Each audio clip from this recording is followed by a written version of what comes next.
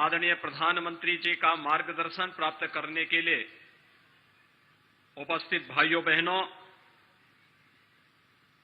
आदिशक्ति मां पाटेश्वरी के इस पावन भूमि पर दुनिया के अंदर शांति, मैत्री और करुणा का संदेश देने वाले भगवान बुद्ध की इस पावन धरा पर पूर्व प्रधानमंत्री सदैव अटल बिहारी वाजपेयी जी की कर्मभूमि और सदैव नानाजी देशमुख की इस कर्मभूमि पर दुनिया के लोकप्रिय नेता, देश के यशस्वी प्रधानमंत्री जी का मैं आप सभी जनता जनार्दन की ओर से, प्रदेशवासियों की ओर से हृदय से स्वागत करता हूं, अभिनंदन करता हूं।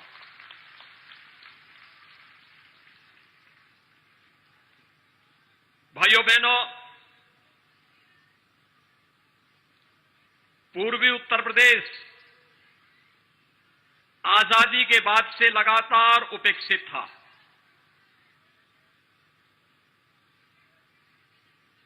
उपेक्षा का कारण यहां की गरीबी, यहां का पिछड़ापन और इस क्षेत्र में लोगों के मन में राष्ट्रीयता का भाव तो था, लेकिन विकास के प्रति जो जज्बा होना चाहिए था, उस जज्बे को पंख नहीं मिल पा रहे थे। हम सब आभारी हैं आदरणीय प्रधानमंत्री जी के कि उन्होंने इस पूर्वी उत्तर प्रदेश में आजादी के बाद के उन सभी सपनों को साकार करने में कोई कोर कसर नहीं छोड़ी। आज उसका साकार रूप देखते हुए मिल रहा है। मेडिकल कॉलेजेस की एक लंबी श्रृंखला, हेल्थ इंफ्रास्ट्रक्चर में इस क्षेत्र में हुई अभूतपूर्व बढ़ोतरी के साथ ही अभी ज्यादा दिन नहीं हुए, मात्र 4 दिन पहले आदरणीय प्रधानमंत्री जी ने गोरखपुर में 31 वर्ष पहले बंद हो चुके खाद कारखाने का उद्घाटन किया है। पहले की तुलना में 4 गुना बड़ी क्षमता के इस खाद कारखाने को उद्घाटन करने के साथ ही अखिल भारतीय आयुर्विज्ञान संस्थान देवपाटन कमिश्नरी के लोगों को कभी दिल्ली जाने का अवसर अगर प्राप्त हुआ होगा तो देश का सबसे बड़े हॉस्पिटल के रूप में एम्स की चर्चा कभी उन्होंने सुनी होगी, लेकिन आज एम्स गोरखपुर में आ गया है। बीमारी तो यहां पर दिमागी बुखार रहा हो, चाहे वह मलेरिया हो, कालाजार है, डेंगू है, चिकनगुनिया है, यह आम बीमारी थी, इसका उपचार नहीं होता था, बल्कि अज्ञात बीमारी मान करके लोगों को उसके हाल पे छोड़ दिया जाता था। लेकिन प्रधानमंत्री जी ने गोरखपुर में वायरल रिसर्च सेंटर, हर प्रकार की इस प्रकार की बीमारियों की जांच का केंद्र बना दिया है और उसका भी लोकार्पण किया है। 10,000 करोड़ रुपए की परियोजना का लोकार्पण 7 तारीख को किया है। इससे पहले 9 मेडिकल कॉलेजेस का उद्घाटन सिद्धार्थनगर से किया था। एक इंटरनेशनल एयरपोर्ट कुशीनगर के माध्यम से पूर्वी उत्तर प्रदेश और उत्तर प्रदेश को दिया। और आज हम आभारी हैं आदरणीय प्रधानमंत्री जी के सरयू नहर राष्ट्रीय परियोजना के लोकार्पण कार्यक्रम के लिए सरदेव अटल जी की इस कर्मभूमि पर, मां पाटेश्वरी की इस भूमि पर आदरणीय प्रधानमंत्री जी का आगमन हुआ है। भाइयों बहनों, ये राष्ट्रीय परियोजना 1972 में इस योजना को सहमति 1972 में मेरा जन्म भी हुआ, यानी मेरा 1972 में जन्म हुआ। हम लोगों ने पढ़ाई लिखाई करके आगे बढ़ रहे हैं। आदरणीय प्रधानमंत्री जी की अनुकंपा से जनता जनार्दन की सेवा भी कर रहे हैं, लेकिन सरयू नहर परियोजना कभी पूरी नहीं हो पाई। लेकिन इन सपनों को भी पंख लगाया तो जब 2015 में प्रधानमंत्री कृषि सिंचाई की योजना बनी। लेकिन भाइयों बहनों, पहले 2 वर्षों में तत्कालीन प्रदेश सरकार ने रुचि नहीं ली। उससे पहले की सरकार, चाहे वह कांग्रेस की रही हो, बहुजन समाज पार्टी की रही हो या समाजवादी पार्टी की रही हो, उनके अंदर तो रुचि थी ही नहीं। लेकिन जब प्रधानमंत्री कृषि सिंचाई की योजना आ गई तब भी लोगों ने रुचि नहीं ली। और परिणाम क्या था? 1978 से प्रारंभ हुई योजना 2017 तक आते आते लगभग 40 साल बीत गए और 40 वर्ष में भी परियोजना आधी भी पूरी नहीं हो पाई थी।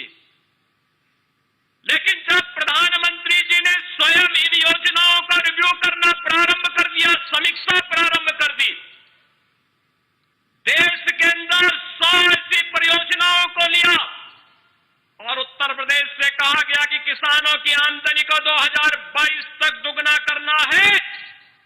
दुगना करने के लिए आवश्यक है कि सिंचाई की इन परियोजनाओं को समयबद्ध ढंग से आगे बढ़ाना है। भाइयों बहनों, आज आदरणीय प्रधानमंत्री जी के अनुकंपा से उत्तर प्रदेश की जिन 18 परियोजनाओं को इसके लिए चयन किया गया था, उनमें से 17 परियोजनाएं पूरी हो गई हैं और 17 परियोजनाओं को पूरा होने के साथ उत्तर प्रदेश में 22 लाख हेक्टेयर भूमि को सिंचाई की सुविधा प्राप्त हो रही है। ये तब संभव हो पाया जब प्रधानमंत्री मोदी जी ने प्रधानमंत्री कृषि सिंचाई की योजना लागू करके पैसे की कमी कहीं नहीं आने दी और किसानों की आमदनी को दुगना करने के लक्ष्य को लेकर के आगे बढ़े। आज उसका परिणाम हम सबके सामने है। एक परियोजना उत्तर प्रदेश की मात्र है जिस पर युद्ध स्तर पर कार्य चल रहा है, वह है मध्य गंगा परियोजना। 3 जनपदों को जोड़ती है।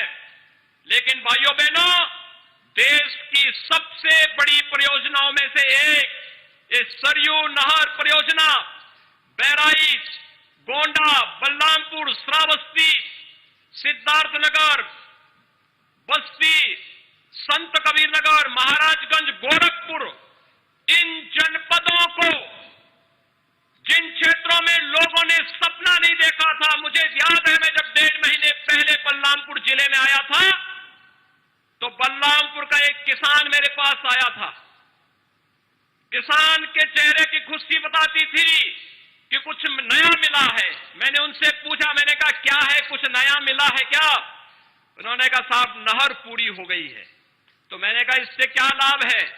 उन्होंने कहा साहब हमारे खेतों को पानी मिलेगा, हम सब्जी की खेती कर पाएंगे, कुछ नया कर पाएंगे और पैसा कमाएंगे। यहां से पलायन नहीं होगा, यहां का किसान अपने खेतों से सोना उगलने का कार्य करेगा। तब मैंने अनुरोध किया था आदरणीय प्रधानमंत्री जी से कि आपने 2015 में देश के किसानों के लिए जो सपना देखा था, उसका एक जीवंत उदाहरण सरयू नहर परियोजना बन रही है और यह सरदेव अटल जी के उस सपने को नदी जोड़ो अभियान का भी सपना साकार करती है। घाघरा नदी को सरयू नदी से, सरयू नदी को राप्ती नदी से, राप्ती नदी को बाणगंगा नदी से और बाणगंगा को रोहिन नदी के साथ जोड़ करके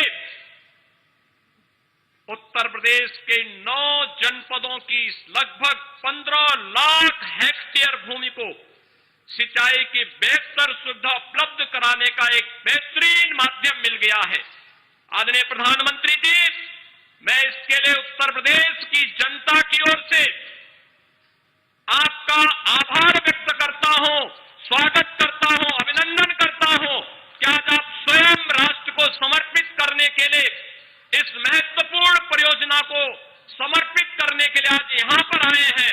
आपका मार्गदर्शन और समय समय पर भारत सरकार के द्वारा दी गई मदद का परिणाम है कि इस परियोजना को एक समयबद्ध ढंग से जो कार्य 40 वर्षों में नहीं हो पाया और उस कार्य को आपके मार्गदर्शन में विगत 4.5 वर्ष के अंदर पूरा करते हुए अपने अन्नदाता किसानों के सम्मान की रक्षा करने और उनकी आमदनी को आपकी भावना के अनुरूप दोगुना करने के इस कार्यक्रम को आगे बढ़ाने के लिए उत्तर प्रदेश सरकार पूरी प्रतिबद्धता के साथ कार्य कर रही है।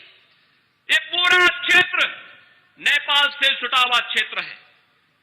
हमने जो पहला बैराज बनाया है, जहां पर घाघरा और सरयू नदी मिलती है, मात्र 7 किलोमीटर की दूरी पर नेपाल की सीमा प्रारंभ होती है। कितना उस नहर परियोजना आने के बाद कितना रमणीक क्षेत्र बना है, मुझे देख करके लग रहा था कितनी प्राकृतिक सौंदर्य से भरपूर क्षेत्र बनने जा रहा है। इस क्षेत्र में पर्यटन की अनेक संभावनाएं बढ़ेंगी, किसानों की आमदनी आगे बढ़ेगी, यहां के नौजवानों को यहां से पलायन नहीं करना पड़ेगा। अत्याधुनिक खेती के माध्यम से सिंचाई की परियोजनाओं का लाभ उन्हें यहां पर प्राप्त होगा। और आज आप स्वयं भी मां पाटेश्वरी के इस पावन धाम की इस जनपद में पधारे हैं। मैं इस अवसर पर आपका एक बार फिर से इस पूरे क्षेत्र में उत्तर प्रदेश के नागरिकों की ओर से हृदय से स्वागत और अभिनंदन करते हुए आज के इस अवसर पर पूरे 9 जनपदों को 29 लाख से अधिक किसानों को जिन्हें इसका लाभ मिलने वाला है, हृदय से बधाई देता हूं कि आज सिंचाई की योजना का लाभ जैसे बलरामपुर के किसान के चेहरे की चमक बता रही थी, यह चमक इस क्षेत्र के उन 9 जनपदों के प्रत्येक किसान के खेत में इसी प्रकार से आगे देखने को मिलेगा। मैं एक बार फिर से आपका हृदय से आभार व्यक्त करते हुए स्वागत और अभिनंदन करता हूं। धन्यवाद। जय हिंद, जय जय